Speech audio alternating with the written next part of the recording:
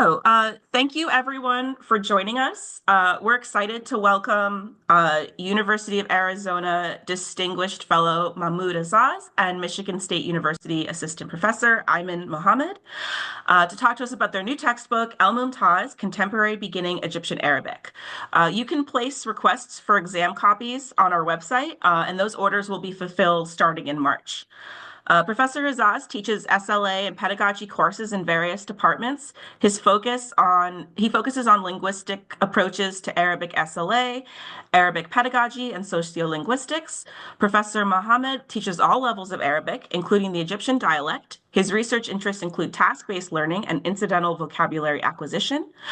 There will be a Q&A session at the end. Please submit your questions using the Q&A function. And with that, I will hand it over to Professor Azaz and Professor Mohamed. Thank you, Stephanie. Let me start by sharing our slides first.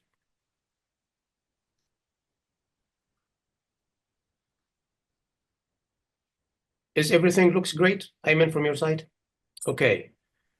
So we would like to thank all of you for coming for this promotion and publicity about our textbook. As Stephanie said, we are, like so many of you, two researchers and also instructors of Arabic that have been thinking for some time of finding ways to advance our field and take it to the next step.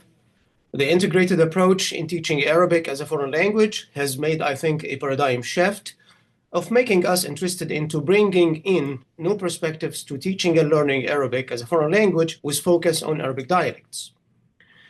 And this is basically what this project is about. But before we get into the specifics of the project and how the book is organized or is structured, I would like to thank the Center for University Education Scholarship, known here at the University of Arizona as CUES, for providing some financial assistance to take this project to the finish line.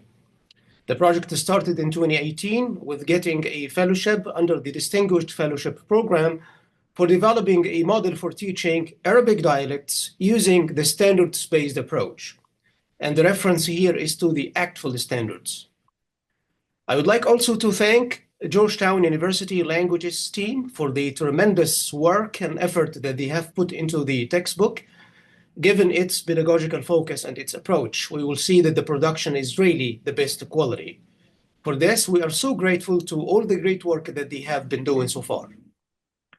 I would like also to thank participants in a roundtable that Ayman and I organized in 2018 in the actual convention, very early at the beginning of this project, where I invited 14 Arabic language program directors for a roundtable around the positionality of Arabic dialects in the Arabic language curricula and in Arabic language programs, where we had a very productive discussion about what do we need to do to create more space for Arabic dialects as interesting windows into Arabic culture.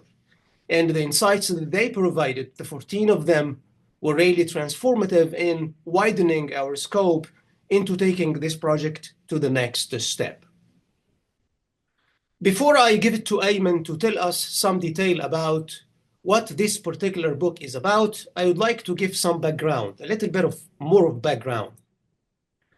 The way we approach Arabic dialects nowadays is they are an integral part of any Arabic language program, and they should be taught side by side with the standard Arabic, something that I think we all agree. But the contribution of this project in particular focuses on zooming in on Arabic dialects, as the case here is Egyptian, as a sophisticated linguistic system, in the sense that we need to bring to our students the nuances, the linguistic, and the cultural complexities of the dialect in hand, which is Egyptian Arabic, focusing more and more on the lexical, phonetic, and pragmatic complexities of that particular dialect. What can be done in a systematic approach that brings all these specific features of Arabic dialects as subsystems, with the case in mind Egyptian, to Arabic learners? Assuming that Arabic learners nowadays need to develop that sophistication to be able to interact with native speakers in the Arab world. Also, we wanted to make some sort of a transformation in how we introduce the materials. And here is the concept contemporary. What does contemporary here mean? When we say teaching contemporary Egyptian Arabic or teaching contemporary Arabic, we are now working on another project that takes that particular concept, contemporary Arabic, in a new project. But this could be a talk for a different day. What do we mean when we say contemporary Egyptian Arabic? So we focus more on the meaning of that word, contemporary, and how we selected the materials to advance that concept. With that, I will give it now to Ayman to talk in some detail about what this book is particularly for. Yes, thank you, Mahmoud. And so to give an overview of El-Mumtaaz, it's mainly designed for beginners, for absolute beginners, and focusing on real-life communication skill in an engaging and structured way. And when we say actual standards, this reflects long days and nights we spent over communicating together about, like, whenever we started a new idea for a lesson, we have to set our standards before we get started. And this is how we built the components of each lesson around the standards, including the 5 Cs. Next slide. So for this, to use the book, no prior knowledge of Arabic is required. Familiarity with script can be beneficial, although we have in the beginning of this book a literacy guide of like of 2 parts, giving like the absolute beginner like a clear idea of the script and how to write something like a mini Alif Ba introduction, especially focusing on Egyptian Arabic, some sound variants, as we will show later. It can be used for university courses, self-study, and also study abroad programs. And we will explain more how can be these integrated in the courses with standard Arabic. Next slide. With all the tasks and communicate and drills and exercises we have in the book, we focus on a communicative task-based approach, balancing speaking, listening, reading, and writing, and of course aligning with the standards and focusing on practical everyday language use.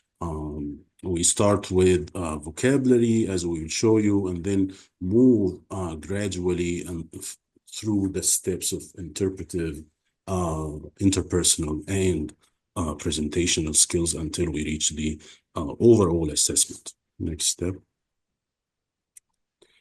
The learning goal from this book is to speak Egyptian Arabic confidently at the paragraph level and engage in conversation using relevant vocabulary and grammar, read and understand simple, authentic text, and develop cultural awareness and pragmatics in communication. The sequence of the book scales up in terms of content complexity, linguistic and cultural complexity in some depth. So starting from greetings and introductions, going through family, daily life, daily routine, friends and family, college and study, eating in restaurants, weather, breaks and vacation, going out, shopping for clothes and housing. We have as we were thinking of the scope, we had our focus on how would, for example, self-study learner and especially study abroad student would benefit the most from these themes, especially in the beginning. And for each lesson, as we will show you in the demo, we have all these sections starting from vocabulary, going through grammar, reading, culture, pragmatics, and finally ending with some like humorous note in the end under a section called jokes and meat. So in each lesson, we start with 10 to 13 performance indicators and focus on the first 2 areas of communications and culture, addressing the indicators systematically in components of each module or each lesson. Step. Thank you, Ayman. So before I get into the innovative features of the textbook, in what way this textbook is quite different from the few textbooks that we have in teaching Egyptian Arabic. I think some, if not most people in the audience here agree with us that we have been teaching Arabic dialects in the format of listen and repeat, focusing more and more on speaking. But our approach to Egyptian Arabic, the dialect of a study here, is quite distinct from this. We are presenting the dialect in the four modalities. Students read Egyptian Arabic from different authentic materials. Students know about Arabizi, which is some sort of a good script nowadays that's used in the social media. They speak, they read, they listen, and they write.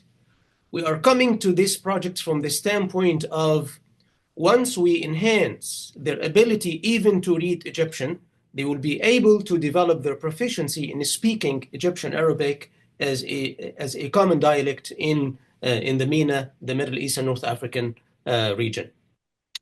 But to do this, as we all know, that Arabic dialects come with their own linguistic features. One of them, as we all know, is the sound variants. In the case of Egyptian Arabic, we have a good number of variants that are pronounced differently. The book has a distinctive feature of focusing on that, how we draw learners' attention to the qaf, or to the gim, or to the hamza. All these variants that are in the written text are rendered the way they are in standard Arabic, but they are pronounced differently in Egyptian. We came up with a color coding technique or a strategy or a system in the textbook that introduces learners to that. So this is one of the basic features that you will find interesting in this project. And these are color coded. And also we make the learners aware of this early from the introduction, because we have the literacy part before we get to the 10 lessons that the book is structured around, as Ayman indicated. And we give examples from the actual textbook about how these sound variants are already pronounced in the context of the book and how they are color-coded. We take this to be a default strategy in presenting these sound variants. But now I will take some time to talk about four distinctive features that we think are significant for the Arabic teachers and learners. The first one is taking the socio-pragmatics to the forefront, the way we teach Arabic dialects. And what we mean by the socio-pragmatic functions, we talk here about the common speech acts that are rendered in Arabic dialects and the open students' understanding of what Arabic dialects are about. So students find acts like suggestion, proposals, rejecting, refusal, complimentary, thanking, invitations, offers. We are structuring the lessons around these communicative acts one by one, on one at a time, in a way that's aligned with the themes of each lesson. And when we are doing this, we are basically focusing more and more on the lexicogrammatical features. What kind of language in Egyptian Arabic is used to render these communicative functions? As we all know, we are here presenting, I think, a key concept in Egyptian Arabic, which is عزومة المراكبية, which is the untrue invitations, when you are making an invitation, but really you are not making the invitation. So we are taking the students to form nuanced understanding of these types of invitations, how you should really understand if the one who is extending the invitation is meaning it or not. And this takes us, of course, to the concept of appropriateness, how to accept, how to refuse, how to accept politely, and so on and so forth. And the textbook introduces all these concepts in descriptive English, language that's quite accessible to the learner. And we're injecting the key concepts here in Arabic. As we all know, the word marakbiya means the men on the boat. But what does the men on the boat mean in the context of untrue invitation? As we all know, it comes from a folk tale where we are having two groups of people on two boats, and one of them is extending an invitation to the other one, and by far the other one, because they are on a boat in a sea, they will not accept the invitation. So we are extending these concepts to the learners of Egyptian Arabic to understand even the historical background about why Egyptians name the untrue invitations Azumut Marikbeye, for example. So that's one concept. The other feature that I think, or Ayman and I think, is interesting to the learners is the presentation of the texts in a multimodal fashion. And in this, we are presenting the 4 language skills. We integrated a good number of texts from banners, signs, streets, cards, authentic texts, YouTube posts, from Facebook posts, from Twitter, from إعلانات شركات الاتصالات, all these communication cables in Cairo. So we are integrating a good number of texts from different sources that present Egyptian Arabic in a multimodal fashion. That's one feature that we think is contributes to the field. A second feature that we think also contributes to the field is how we integrated instructional technology. It's common to introduce these speech acts that I talked about in the earlier slide in the format of dialogues, but we are taking here an extra step. We already hired a media production company from Cairo, a very professional one, and we already recruited a big team that helped us to come up with the videos for the project. And the videos are structured around the communicative acts that I talked about. And we already agreed with the media production company to produce the videos that you'll see here, one case when Ayman is going to walk us through a module in a way that focuses on what happens in the actual interaction. With this, you will find here on the side of the screen some sort of video annotation that walks the students to the lexicogrammatical features that are used in the realization of these speech acts. And we focus on the common phrases, expressions, also the sound variants, also the specific phrases that the speakers used to realize that particular act. We think this is interesting for Arabic learners because they see language in use. They also focus on other things like body language, how women speak, how men speak, social distance, all these dynamics, as we know, that are very important in developing the sociocultural competence, like age, gender, social distance. These are 3 key sociolinguistic factors that we kept in mind. Also, we hired a voiceover company that worked consistently on the vocabulary for the recording. And we have been able to get to a male voice and a female voice to make sure that we are introducing Arabic learners to how Egyptian Arabic is produced by males and females. A third distinctive feature of the textbook is the assessment plan, the assessment and evaluation plan that we used throughout the textbook. Ayman talked briefly about how we structured the textbook around ACTFL standards. I want to elaborate about this first before I get into the assessment plan that we use in the textbook.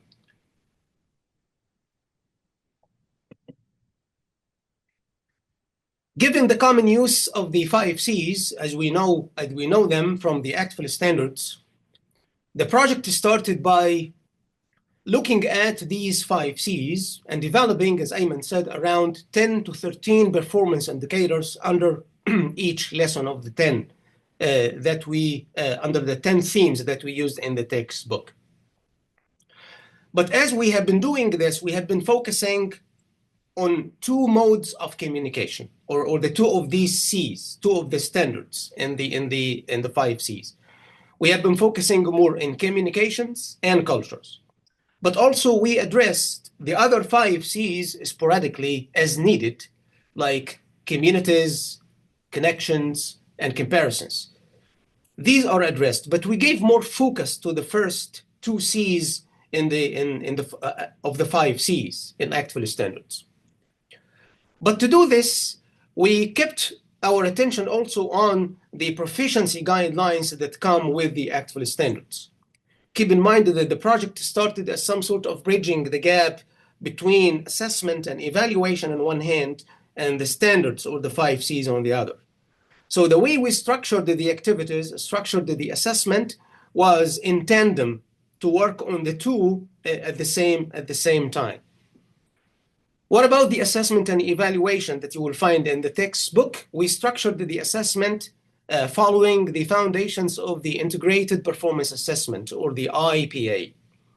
The Integrated Performance Assessment, as we all know, is a core framework for active standards that focuses on walking learners from the interpretive mode of communication, where they can read a text, understand what the text is about, to the interpersonal communication, where they interact, use the language that they are acquiring or learning to interact, to the presentational mode of communication, where they use the language to present about something that relates to their surroundings, to their lives, to their study, to their families.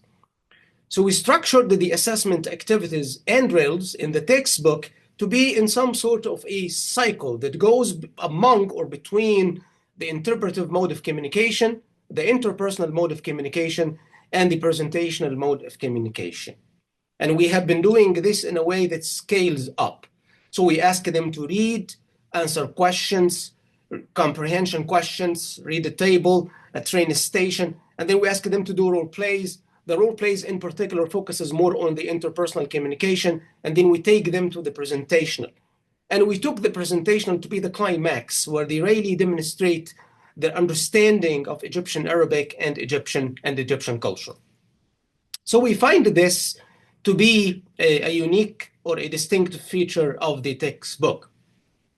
But to guide the teachers who are going to use the textbook, we are providing sample rubrics of how they are going to evaluate students' outcomes, particularly in the interpersonal mode of communication.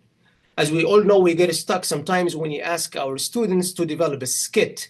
How are we going to evaluate their performance or the outcome when they do a skit or a role play? We are providing some sort of samples of these rubrics that will be used, and we are providing here, as you see, the criteria that you can use to evaluate the performance for student A and student B, or the taxi driver and the passenger, or the one who is in the restaurant and the one who is the client who is already in the restaurant. We find this to be helpful, and it's going to make the process of assessment and evaluation more systematic. So we focus more here on functions, or we focus on criteria that you are going to use, or benchmarks, using the actual technical terms, to evaluate these skills, like language functions, text type. By text type, we'll focus more here if they are able to speak the language at the discrete strings of sentences, short paragraphs, extended paragraphs, and so on and so forth. Also, what about the communication strategies? Are they recasting? Are they requesting information? Are they asking for elaborations? As we all know, these are interesting strategies that we should train our students on how to master them as they navigate the process of communication once they speak a dialect of Arabic or any language. Also, comprehensibility, to what degree their language was clear in terms of articulation of the Egyptian Arabic dialect. Also, to what degree they mastered the lexicogrammatical features. Did they put this in the right context? And also the language control, to what degree they have control or accuracy over these. And we have been scaling these up from does not meet the expectations to minimally meet the expectations to just meet the expectation or exceed the expectations. In this way, we guide learners to teachers to how to evaluate the students' samples. With this, I will give it now to Ayman, who will walk us through a lesson of the book, which is lesson 5, where you will find some sort of a demonstration of all these pedagogical foundations that I talked about.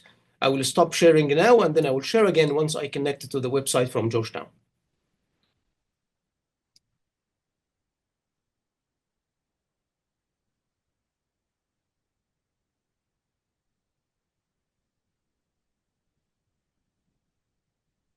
Looks good Okay. on your side? Yeah. Okay, go ahead. Thank you, Mahmoud. And so we will quickly go over lesson 5. الدراسة والجامعة, study and college. And see, we start setting the theme with relevant vocabulary, and which with audio, of course. And then we come to what we call like recycling, and learning more about the vocabulary and using them in context, like in تمرين. Mahmoud, you can walk through الكلمات with the new words, using the words, and you see here the sound variant. قاعة, قاعات, it has a color code of in green because the default is the Egyptian don't say the qa as qa, but this is the exception. Also, kimya, physia, they are written as is, but the green hamza here indicates to the learner that do not pronounce this in Egyptian Arabic. So And the these. student, yeah, and the students are walked to all these. We are referring to these as how to use the textbook early in the introduction. So we are guiding them to how to understand the sound variants that are color coded. So with the case of Hamza, for example, that Ayman talked about, when it's after Alif in the final position, most likely Egyptians drop it. All Egyptians would read this as kimya, right? But not kimya, and physia and not physia. We are telling them once you find the glottal stop color coded at the end of the word, it means you will drop it. And the same applies to the qaf, applies to the gim, applies to the dal. So this has been addressed in a very systematic way in the textbook. Sorry, Ayman, for the interruption. Go ahead. No, go ahead. So we are just so after the student practice vocabulary, we have also the teacher in mind. If when the teacher starts the new lesson, and we have an exercise, a drill for the teacher to guide them in the lesson. These are some suggested questions that the teacher can ask to warm up the class and warm up some students, and also students can practice these questions together. Dialogues, these are intended to, again, recycle the vocabulary and point to some particular ways of turn taking in Egyptian Arabic, and also how would people talk about the schedule, what they have in what lectures they have today. And then also interpersonal communication, using the vocabulary to create a discussion with their classmates.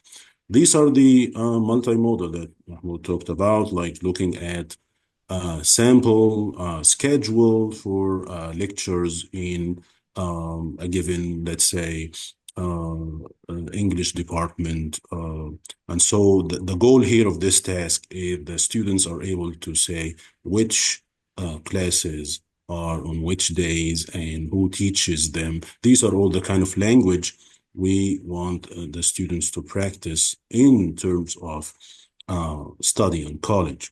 And if you focus on this, just to take like one more minute to elaborate on what Ayman said, you will find here we're introducing students also to some of the key abbreviations that are used in this particular context. If you are in Egypt, studying in Egypt, or in any Arab country, most likely you will find these are common abbreviations. Dal for doctor, Alif Dal for Ustaz Doctor, Mim for Mudarrag, and Qaf for Qa'. So we are basically walking the students also to how to decode the text from Egyptian Arabic, bringing their attention to these abbreviations. And this is just one sample. Most of the texts that we found, we have been also attentive to this aspect. Mhm. Also, moving to grammar, we always think about what is the relevant grammar can be for the theme. For example, these like ordinal numbers, المحاضرة الأولى, المحاضرة الثانية, first class, second class, like have. And so it was relevant at this point to produce or to introduce this kind of grammar, and applying these through actual from actual life, talking about specific universities and which university came first or was established first. And this also like making connections. uh, comparing, this is also important in terms of comparing like subject, comparing classes, comparing universities. So it was kind of integrating grammar into into the theme in in a meaningful way as much as possible. Mhm. Let me count here, Mahmoud. We can move to um, Yeah, also just something about the introduction of grammar here. Uh, um, I think we all agree that although we think that Arabic dialects share some features with the Standard Arabic, they have their own unique syntactic aspects or grammatical aspects. And we spent a lot of time into the presentation of these grammatical features to Arabic learners in a learner accessible language. And we found we did learn a lot about how Egyptian Arabic behaves as a common dialect in Egyptian Arabic in a way that deviates sometimes from Standard Arabic in interesting ways. So we have been presenting these to the learners also using a color coding. And we think that color coding is thanks to Hope and to the production team and Rachel. I think the color coding is used systematically in the textbook in a way that's quite similar to the format of Al-Kitab to highlight these grammatical features to the Arabic learners in nuanced ways.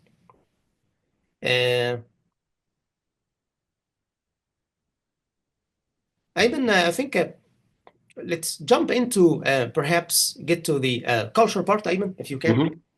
Yeah. In the culture part, we also talked here because we are study in college. We talked about الثانوية العامة, the high school, and the last year of الثانوية العامة. Um, okay, if you just a note here, if you see any typo, that's just the pre-final proof. So this to make sure.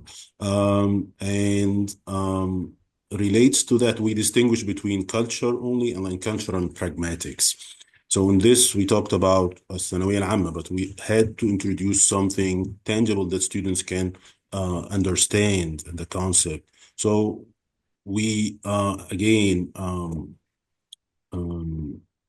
I would say, digressed on the concept through cards of people who, yeah, as you see here, أوائل الثانوية العامة. Mhm. And looking at different concepts, definitions like رقم الجلوس or مجموع, رغبات, مكتب تنسيق, all these concepts are recycled through that. And a usual conversation that would happen from a ثانوية العامة student is talking about whether like كنت عايز أدخل طب. I wanted to get into كلية طب, but I couldn't. And more like these will invite some details about like why or what مجموع they got and what they studied instead. And we created some like reading around that. And Mahmoud, you can digress on this before we go to pragmatics. Sure. Ayman mentioned that we distinguish between culture and pragmatics, and I think this is a key notion in the textbook. When we say in a section, in a subsection, or in a corner, culture and pragmatics, we are focusing primarily on the pragmatic functions, on the common speech acts. Why? Because we think these are interesting for Arabic learners who study Arabic at domestic programs, and also those who study Egyptian Arabic abroad or study Egyptian Arabic in Morocco. As we all know that Egyptian Arabic is also taught in other sites, like the flagship programs that teach Egyptian Arabic and Levantine Arabic. So we found that there is an urgent need to address the pragmatic functions in a separate section. But meanwhile, to introduce the cultural practices, the cultural perspectives that also come with Egyptian Arabic, you will find the section called culture, because we think this is also important for developing intercultural competence in the case of Egyptian Arabic. As I mentioned, we are presenting Egyptian Arabic also in the written mode of communication, in the sense that اسمي مينا يوسف بعد الثانوي كنت عايز أدخل طب. This is how Egyptian Arabic is used nowadays, and I think the case applies to all Arabic dialects. And we think that students who study a dialect of choice or study a dialect side by side with the standard Arabic, they need to have access to how the Arabic dialects are read, how they are communicated in social media. And we think this will help them also to develop their proficiency in standard Arabic. We don't come to things from the standpoint of there will not be transfer. There will be transfer of learning from here in Egyptian Arabic to learning standard Arabic. If the teacher decided to start with Egyptian Arabic, as we all know, some programs, although a few of them, I think, start teaching students dialect first and then they take them to standard. Others start with the standard and teach them the dialect. And I think the majority teach them side by side. So the textbook could be used in that sense in a way that adapts to the choice of the instructors. I want to take some time, Ayman, here, if we have a video about pragmatics, if you can walk us through this. Yeah, a video, the pragmatics part here. No, this pragmatic one is about Mabruk or Alf Mabruk but the other one, pragmatics 2. Yeah, it's as we worked on the pragmatic section, we try to align the communicative functions to the themes. So I think, as we know, the Sanawiyya Amma, which is now al-Baccalaureate in Cairo, Egypt, either way, this particular act is key when we talk about college and study. So we felt that there is an urgent need to zoom in on compliments and congratulations, أو التهاني والمجاملات in the Egyptian culture, as we are introducing that particular speech act. And as we do this, we try to take the students out of that particular context to other contexts in which they use المجاملات والتهاني. So it could be for success, could be for marriage, could be for someone getting a house, could be for someone who got a baby. So we try to expand a bit. As I said, we're scaling it up to other contexts of use in which the lexical and grammatical features of tahani and mugamalat are used. Which one, Ayman, do you want to introduce? Pragmatics 2, go down. Yeah. If you see here, of course, al-idafa is a key construct that I think we already introduced in interesting ways. We scaled it up because al-idafa, or the construct state in Egyptian Arabic, comes in different ways, بتاع, بتوع, بتاع, and also all issues that have to do with the agreement between the head noun and the complement. All these things are presented in a user-friendly language that will help them to understand how the idafa phrase or the construct state works in Egyptian Arabic. This one, Ayman? Okay. And yes, in terms of in the theme of study in college, we integrated the act of polite request between a student and a professor. We start with vocabulary that help with the video, and this the video students get into the video, two versions of the video, like one with no subtitles and the other with annotations and subtitles that help introduce the concept. Then direct questions on the video that bring their attention to some phrases and words, like what phrases or expression did Isra use to seek permission to enter the office. So, and these will like have students pay attention to these specific expressions, like لو سمحت أو ممكن حضرتك من فضلك ممكن أعرف, and more, like as Mahmoud was saying, extending the conversation beyond to other contexts, and this will show up in تمرين المواقف and لعب الأدوار. And polite request can happen in different contexts, but it's more commonly happening in this direction of, let's say, status and power between student and professor. It's very relevant to the theme, and you can add more. Yeah, we want to just leave some time for questions. I want to say a couple of things here about this, and then I think this could be maybe we'll have one more area to cover, which is the jokes and memes, I think. As we are presenting these, I think you have noticed that we are scaling up from the interpretive to the interactive to the presentational.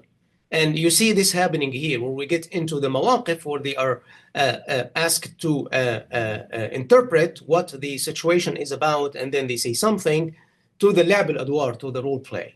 And in the role play, we gave them cues or prompts in English that will elaborate on the expectations that they are going to meet as they render the act or the skit or the scenario or the episode. Ayman talked about two types of videos that you will find on the website. One annotated and the other one is not annotated. A and B for each video. Why did we do so? We did this because we are assuming that students will start and teachers also will start with the version that is not annotated, that is not scripted. But since some students may like to have access to the text and see how Egyptians articulate that particular text or these particular functions in text, students will have access also to this. So once you click on the annotated one, you will see the text, the script runs across the screen. And we are highly recommending that teachers start with version A first, that does not have the text or the script. But students, of course, have access to this for feedback, for learning, and for independent study. Ayman, maybe this should be our last point. Yeah, we usually close the lesson by something like memes or jokes like relevant to the theme. One of them, like here, is دروس الخصوصية and how they cost and what's like how this in the budget of people. And for these, we actually back and forth between like our designer. We asked, actually, we did these particular for the purpose of the book. So this is one. If you go to the next one, yeah, so we designed these based on our looking at the jokes and meme that go around, for example, a particular theme. And this one about like wishful thinking when old people want to get into medical college, but they end up meeting all in the كلية التجارة, and this is the like relates to like when people do not get the مجموع or the score they wish for. Okay. Yeah, final Thanks, comment. Ayman. I referred earlier to the concept of multimodality, and we found the jokes and memes to be an interesting section to add because, as you know, sometimes we deliver the key cultural notions not only in a text, but also in a joke or in a meme. And I remember one of the reviewers for this textbook said, this section is interesting because you cannot really introduce Egyptian Arabic without getting into the quirky nature of Egyptians. And we agree that's the case because we are not only presenting the language, the dialect, we are also presenting the Egyptian personality, the mindset of Egyptians. I think they may be using more jokes and memes, perhaps than other people. And we feel that given how it's common, given the satire nowadays and how even to talk about key notions, you will find when you talk about al-malabis, we will get into this concept as well in terms of how some people make some sort of critique or criticism of how some people dress and why. But the interesting part here is how we are presenting this from a learnability perspective. We are opening up the students' perspectives to understanding the notion of dress, the notion of college and study, the notion of what's كلية قمة and what is not. And we are presenting this from the standpoint of we are respecting the culture, but we think that students should have access to these jokes and memes because these are key components of the Egyptian culture that they need to get exposed to. With this, we will stop it at this point, and then I will get back to Stephanie that will moderate the Q&A session. Thank you.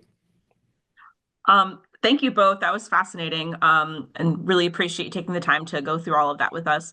A few questions. So the first is, can you talk more about the two introductory chapters for students who are less familiar with Arabic? Like what skills and knowledge do they focus on? Okay. This is a great question, and Hope and I have been back and forth, I think, for over a year. about how we do this properly. The two lessons, Introduction 1 and Introduction 2, introduces students to how we read and write Egyptian Arabic. So you basically go over the Egyptian Arabic script, how it's written, and how it's already pronounced in a systematic way. And we have been introducing also key cultural concepts. Now, let's say, for example, if you're presenting the meme and you wanted to get a name, we provided the name of Mohamed Salah, a common soccer star in Europe. So we are also walking them through some of the cultural notions. And as we are doing this, once we get into the qaf or the game or the hamza, here we stop and we talk extensively about the sound variants. The expectation by the end of literacy part 1 and literacy part 2 is to be able to read Egyptian Arabic minimally, and then we jump started in lesson 1 to the sentence level. And these parts will also include like drills of connecting and writing and listening, dictation, in, I would say, in a brief way, but it go over all the alphabets with a focus on sound variants, as Mahmoud said. And the logic here is we don't think that students can speak Egyptian Arabic only by listening. We think that students can speak an Arabic dialect by reading. And I think all of us in the audience may agree that once we get into language from an integrated perspective, integrating the 4 language skills, the learners will get cues or clues from a text that they read, a text that they listen to. And this is kind of the approach that we adopted here. They can articulate Egyptian Arabic not only by listening to Egyptian Arabic, but also by reading Egyptian Arabic. Thank you. And can you talk more about how you integrate pragmatics into your classroom teaching, and what are some of the benefits you see to your students? Ayman? We tried this briefly. I myself did like an experimental session last year where I followed the module we created with the polite request with between professor and student. And I did exactly like the first on the video comprehension at the level of comprehension first. Then we move on to the questions when like students do this as a group and understand, highlight the expressions. Then we come again to the practicing of the situation exercise, like in pairs. At the end of the session, the expectation is that we have a mini skit to mimic what they saw. But I would say this needs more time. So from my experience, it needs like 2 sessions to reach for the students to actually act a similar scenario, because they need to prepare at home and then they come practice warm up and expressions, then they create the scenario and then they play it together. So it needs more time in class until they and Mahmoud can also I agree with Ayman. I have been using some of these materials as already proposed in the original project, in the Distinguished Fellowship project, for first year and also for some classes in second year. And here is the insights that I have developed over time.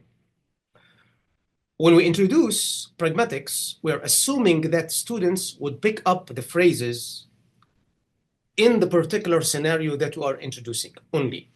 But we are getting into this from the standpoint of building the language first. As Ayman demonstrated, we introduce the key vocabulary that they will be using already in that skit, also the grammar that we'll be using in that particular skit, and then we drill or kill all these basic linguistic features in some sort of dialogues. And then in the second phase, we introduce the skits themselves, the videos. So we don't start with the videos. We don't start with the YouTube video directly or abruptly.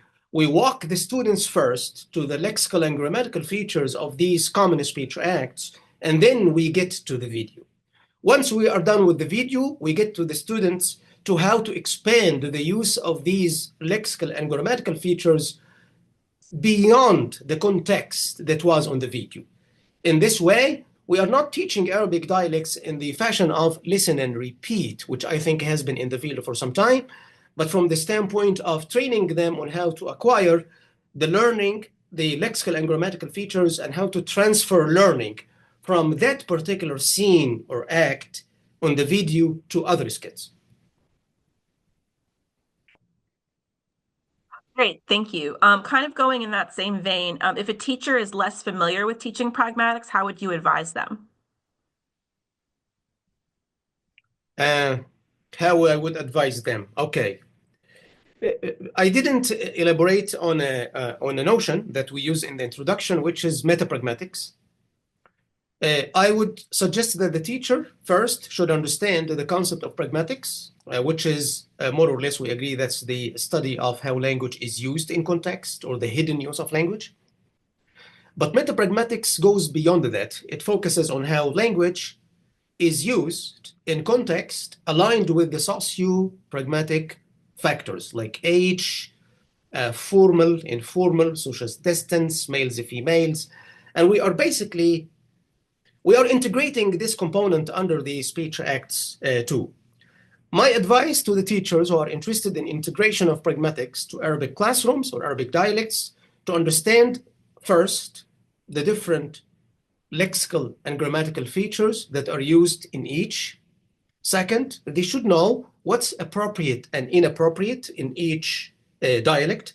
I think we have some sort of understanding that we agree on the notions of appropriateness across different Arab cultures, but perhaps there may be some nuances that are different from one culture to the other. Also, I would advise that teacher to walk the students again. Don't start with the skit. Don't start with the video. We tried this and it didn't work quite well. Walk the students through the bits and pieces of the language that are used in the skit or the video, and you will find them produce Egyptian Arabic comfortably. Thank you so much. And finally, just a good one to end on. What is your favorite joke or meme in the book? Ayman, do you have one? I think المدرسة والباص is a good one. حجز الدروس الخصوصية. That's right. Yeah, if you can elaborate on this one. Let me think. No, Yeah. I'm thinking of another. Oh yeah, حجز الدروس الخصوصية. I think it developed out of something similar. Yeah. We saw like a meme on that, and we developed it around it, and even the image had the person who is saying that wearing the black and white striped t-shirt, showing that they are like this culturally in our like Thieves. yeah, Of thieves. course. حرامية. Yeah, حرامية, right? So we will yeah, we were interested to integrate this part culturally as well, like not all, like students will not pay attention to that this attire refers to a thief. Right. And the background here is, as we all know, in Egypt, and I think all across the Arab world, the private schools, the international schools, are basically very expensive. And you would assume that families will pay for the tuition, right? But actually, they end up paying for the tuition, for the bus, and for the private tutoring.